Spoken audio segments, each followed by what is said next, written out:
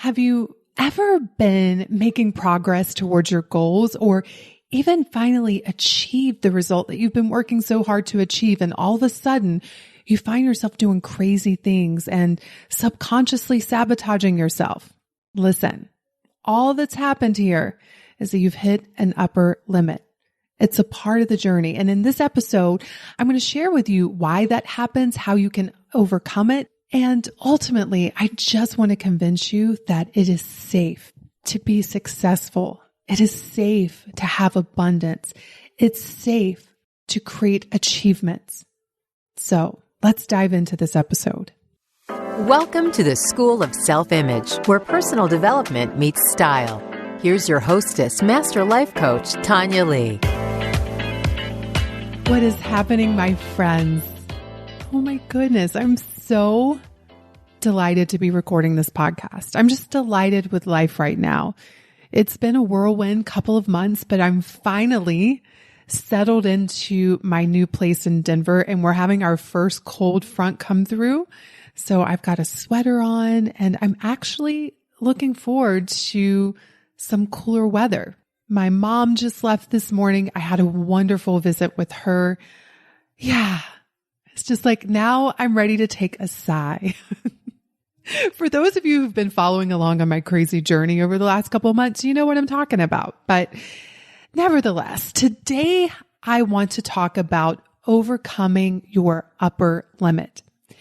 Years ago, I read the great book by Gay Hendricks called The Big Leap.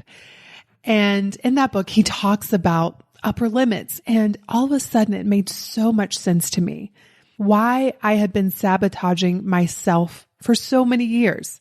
And this is something I hear so often from many of you. You have dreams, you have goals, you have things that you want to achieve, and yet you find yourself sabotaging yourself over and over, and you're wondering, what is wrong with me? Why can't I do this? Well, I'm here to tell you that you can. And it's understanding how your brain works and how to work with your brain instead of against it, which if we don't have the proper tools, we just innately work against our own selves. And all of this has everything to do with your self-image. It just came together for me last week because I was hitting my own upper limit. I keep hitting them. You know, you keep setting goals for yourself, and it requires that you grow. It requires that you birth a new version of yourself. And so inevitably, as we go after our dreams and goals, we're constantly going to be bumping up against our upper limit. I like to describe an upper limit as how much feel good you allow yourself to have. Each of us has this internal thermostat that is set to how much love and success and fun and creativity that we allow ourselves to enjoy. And it's formed in us from childhood. It states, this is what I am willing to experience in terms of my upper limit. So the way this looks for most of us is that we start to make progress towards our goals and our dreams. Maybe you start losing weight. Maybe you start making more money. Maybe you attract an incredible relationship into your life. Maybe you get the promotion, and things are going so well until you hit that upper limit. And as soon as you do, it becomes so uncomfortable because it's outside of your current thermostat. You're set at 75 and that takes you to 80 degrees and it starts to feel so uncomfortable. You're hitting upon the edge of your self-image. That's really what's happening. And so then we will do some crazy things to subconsciously sabotage ourselves. So for me, when I was hitting my upper limit recently, I walked into my new apartment. And let me tell you all, it is gorgeous. I'm going to be doing some behind the scenes for the School of Self-Image so you can see it. But you have to keep in mind, I come from very humble beginnings. You know, I grew up in a trailer, and then I lived in a very small house with my first husband, and then we got divorced. I moved back in with my mom and dad. And then I moved into a little tiny apartment. And then, you know, I kept upgrading a little bit. But when I walked into this place, I felt so uncomfortable in a beautiful way. In many ways, I've been envisioning myself being in a place like this for a long time. And my last apartment was gorgeous, but this one to me is even more up-leveled. And it's crazy how it all unfolded. It's less expensive and even more beautiful in my eyes. But I just found myself feeling like elated in the beginning. I'm like, oh my goodness, this is so beautiful. And then I started to worry. And that is the first symptom that you've hit your upper limit.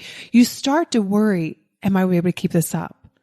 What are people going to think? This is too good to be true. A shoe's about to drop, right? You start to have all of these worrisome thoughts. And I've hit so many upper limits now. I just know that I'm hitting an upper limit.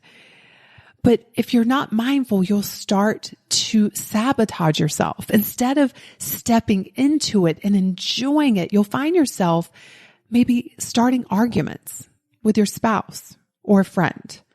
Maybe you'll find yourself deflecting. So someone might say to you, you did such a great job. And you'll be like, it wasn't that great. Or I worked really hard. It's like you don't just own it. You may also find yourself getting sick. There have been 2 times that I can remember where I hit a big upper limit and I could feel myself just contracting. And within days of that, I started getting sick. One year I got the flu, which I never get the flu. And another time I got a really bad case of bronchitis. For some of you, you may find yourself reverting back to old, unhelpful behaviors such as overeating, over shopping. Maybe you find yourself doing something you haven't done in years that's sabotaging yourself. These are often signs that you're hitting an upper limit. So how do we overcome it? Because it's inevitably going to happen, because what's really happening is you are getting out of your comfort zone. You're getting out of a familiar state. Unfortunately, far too many of us have an emotional thermostat that is set at low energy. Maybe it's you're accustomed to worrying a lot. Maybe you're accustomed to feeling apathetic, or maybe a little frustrated, or maybe your set is feeling sad. And then all of a sudden you have this experience where you're feeling joyful and excited, and it's so out far of what you're accustomed to feeling that your brain's like, this isn't safe, even though it's so much safer than where you were, but it's unfamiliar. And so the brain will work subconsciously to cause you to sabotage yourself unless you can understand that you've hit an upper limit. And here's the secret sauce, my friends. You're willing to step into it and feel the discomfort that comes along with it. Yes, sometimes it's uncomfortable to be successful. Sometimes it's uncomfortable to be happy. Sometimes it's uncomfortable to be content. Sometimes it's uncomfortable to live in a state of abundance. Why? Only because we haven't practiced it enough and it's not a part of our self-image. So the other day when I had that brief moment, it was like really brief because I know how to work through it much more quickly now because I coach myself all of the time. But what I did is I just realized I was having an upper limit and I was like, let's go. I literally visualized myself as I'm walking down the hallway of my new place. I visualized myself walking through the upper limit and getting to the other side of it. The way I like to describe it to my clients is imagine there's a line and it's where you are now. And then there's a line above it of where you're going. And then there's the space in between.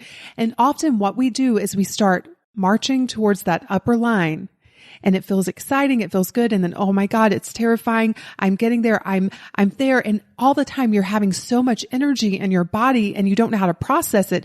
So your mind tells you to run back to that lower level line because that is safe. And if you listen to that part of your brain, that's exactly what you'll do. But if you understand, it's just an emotion. It's just a feeling in your body. And if you can learn how to feel it and keep walking towards it instead of running away from it, all of a sudden you'll be on the other side of that upper limit. And then guess what happens? It's just a part of who you are. Within a day of being in this apartment, it's just who I am now. I'm like, yeah, this is where I live. It's beautiful. I've worked hard. I deserve this. I'm so happy to be here. I'm just ecstatic. And that's because I was willing to keep walking through that upper limit. And watching my own brain and also in coaching so many women, I've been looking at why. It's always because we're afraid, always. But what are we afraid of? And a lot of us are afraid that we're going to be found out. Imposter syndrome.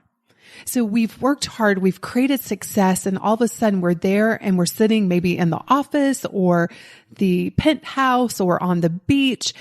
And all of a sudden we're like, oh my God, someone's going to find out that I'm fundamentally flawed, that I don't deserve this, that I don't belong.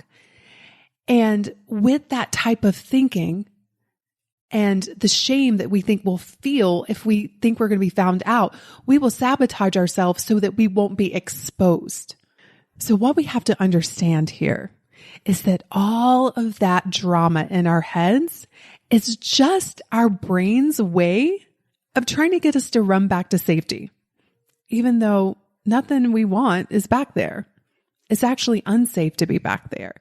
But because we lived in it for so long and we survived in it, we think it's safe. Actually, where you are now is where you're meant to be. So you have to be willing to feel that discomfort, manage your brain around it, and own that space that you're in. And remind yourself of why you're there, the commitments that you made, the work that you put in, the hours that nobody even sees that were put into you creating that result for yourself. You have to keep reminding yourself of that. The other reason why so many of us are afraid, and I've coached a lot of women around this, is they're afraid that if they're successful, and whatever it is, it could be around weight loss, it could be around making money, it could be around meeting the love of your life, there's this internal fear that you're going to be abandoned. Y'all know what I'm talking about. Some of you have dealt with this. You're afraid that maybe your family won't approve of you. You're afraid that your friends won't want to hang out with you any longer. You're afraid that you will be alone if you're too big, if you're too successful. That's another fear that I've seen. Another fear that I hear a lot is that you're afraid of being too much. You're afraid of outshining other people. You are afraid if you create these amazing results in your life that you're going to make others feel bad. But I want you to turn that around, because what I have found is that the life I have lived has been way more inspiring than it has been making others feel bad. Now, if someone feels bad because of the results that I've created in my life, then that's because of their thinking. And almost always it's because they've limited themselves. They see something I've created, or maybe you've created, and they feel bad because deep down, they don't think that they can do it for themselves, which is why I love the work that I do, because I destroy that BS. I'm like, listen, if I can do it, there is no reason why you can't, right? But us being good people, and a lot of us are people pleasers and we want everyone around us to feel good, we have this fear that if we live a big, audacious life, then we're going to make other people feel bad. But you can't make people feel bad. People feel bad because of the thoughts in their head. So if you're in my world and I am your coach, I am going to encourage you to turn it up even more, to see how much discomfort you are willing to feel, and you being the shining example of you. And over time, if you do that enough, it will be your new norm. You'll realize that everything that you want is in that space of you being the biggest version of yourself. And again, this all comes back down to you being willing to feel the discomfort that comes with hitting these upper limits. The final fear that I've seen a lot, I've certainly experienced, is the fear of losing it. And so because that's your fear, if you keep focusing on it, you ultimately will create that result, because that's just how the brain works. And I've seen this time and time again in my life. losing weight and then getting to my ideal weight and then freaking out and thinking, oh my God, I can't keep this up. I'm not going to continue to maintain this weight. And then all of a sudden the scale goes back up. And all of that was because I never created the self-image. I never stuck with that discomfort long enough and kept thinking and behaving and showing up as a woman at that weight in that body. In my mind, I was still the old version of me. And so, of course, when I hit that upper limit, I just went right back to that default thinking, which created the old results of weight gain. So I see this a lot too. Women will start to make more money in their businesses and they'll be so excited for a moment. And then they're like, I don't know if I can keep this up. This is too good to be true. And if we can intercept that thinking quickly enough and they can work through it, they can go on to continue to grow their income. But if not, they will subconsciously sabotage themselves because they were focused on losing it. They will take actions in their business or inaction to prove themselves true. So if you find yourself hitting an upper limit, maybe you've bought the house, maybe your business is growing, maybe you've paid off debt and you're feeling good, you're achieving results, and all of a sudden it starts to become too much and it's way uncomfortable. And your brain is trying to convince you that it's not safe. The only thing I know to do to overcome that is you have to create a new self-image. You have to create the image of the woman who is comfortable in that result.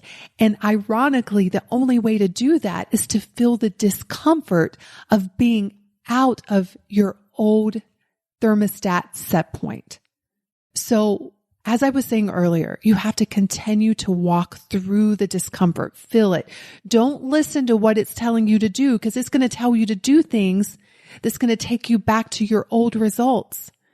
It's going to tell you to do things that's going to sabotage all of the hard work that you've put in. You can't listen to that voice.